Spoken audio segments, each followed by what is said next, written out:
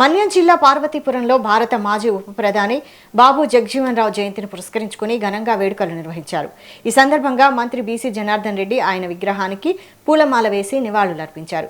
ఈ కార్యక్రమంలో collector Prabhakar Reddy, MLA Vijay చంద్ర, కూటమి పార్టీ నాయకులు పాల్గొన్నారు. వేడుకల అనంతరం సామాజిక న్యాయం, దళితుల అభ్యున్నతి కోసం బాబు జగజీవన్ రావు జీవితాంతం కృషి చేశారని మంత్రి కొనియాడారు. దేశానికి ఉప ప్రధానిగా, కేంద్ర మంత్రిగా కీలక శాఖలను నిర్వహిస్తూ విశేష సేవలు అందించారని తెలిపారు.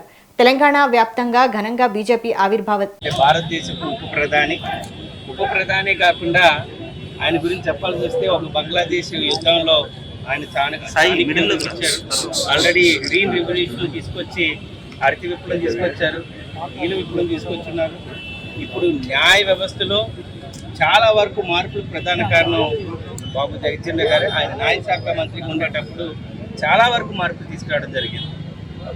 78 సంవత్సరాల ఈ యొక్క అభివృద్ధి చెందిన భారతదేశంలో, నూతన చరిత్ర గల భారతదేశంలో దాదాపుగా 55 సంవత్సరాలు ఆయన రాజకీయ జీవితం ఉంది. అంటే భారతదేశ ఎదుగుదలలో కూడా సగం కంటే ఎక్కువ ఆయన శ్రమ ఈ భారతదేశ అభివృద్ధిలో ఉన్నదనే విషయాన్ని మనం అందరూ గుర్తించాల్సిన అవసరం ఉంది.